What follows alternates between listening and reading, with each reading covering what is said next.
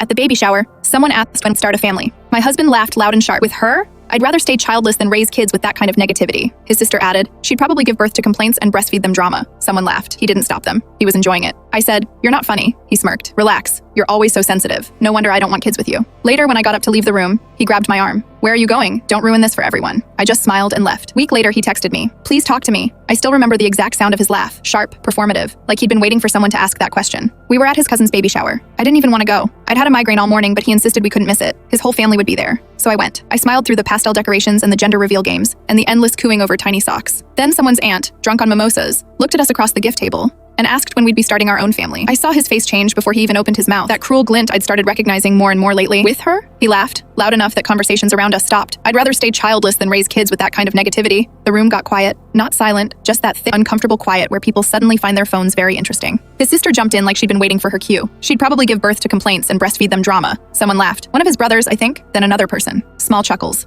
The kind people make when they're not sure if it's okay to laugh, but someone else started. So maybe it is. He was smiling, not the apologetic smile of someone who'd said something awkward, the satisfied smile of someone who'd landed a good joke. I looked at him, really looked at him. At this man I'd married 3 years ago, this man who used to text me good morning every single day when we were dating, who cried at our wedding, who told me I was the only person who truly understood him. You're not funny, I said. My voice came out flat. His smirk got wider. Relax, you're always so sensitive. No wonder I don't want kids with you. His mother was looking at her plate. His father was on his phone. Nobody said anything. Nobody told him to stop. Nobody asked if I was okay. I sat there for another 20 minutes, watched them cut the cake, listened to them laugh about other things, normal things, like nothing had happened, like he hadn't just humiliated me in front of 30 people, like his sister hadn't called me dramatic to a room full of his relatives who would now forever see me that way. When I stood up to leave the room, his hand clamped around my arm, hard enough that I felt his fingernails. Where are you going? His voice was low, urgent. Don't ruin this for everyone. I looked down at his hand, then at his face. He actually looked annoyed, like I was the problem, like I was about to cause a scene. I smiled. I don't know why. Maybe because I'd spent 3 years smiling through things I shouldn't have smiled through. Maybe because it was the only expression I had left that didn't require explaining myself. I pulled my arm away and walked out. I drove home, packed a bag, drove to my sister's apartment. She didn't ask questions, just made up the couch and handed me the remote. He texted that night. Where are you? I didn't respond. He called the next morning. I sent it to voicemail. He showed up at my work on day 3. Security walked him out. His mother called on day 5, said I was being dramatic, that he was just joking, that marriage is about forgiveness. I hung up. Day 7, I got a text that just said, please talk to me. I stared at it for a long time, thought about all the times he'd done smaller versions of this, the little comments in front of friends, the jokes at my expense that I was supposed to laugh at, the way he'd tell me I was overreacting when I said something hurt. I thought about how nobody at that baby shower had defended me, how they'd all just looked away, how he'd grabbed my arm and told me not to ruin things, like my humiliation was less important than everyone else's good time. I thought about the fact that he'd waited 7 days to say please, 7 days of me being gone before he thought maybe he should try being kind. I blocked his number. 2 weeks later, the divorce papers were filed. His sister called me vindictive. His mother said I gave up too easily. His friends said I couldn't take a joke. But I sleep better now. In my new apartment with my own name on the lease, where nobody laughs at me,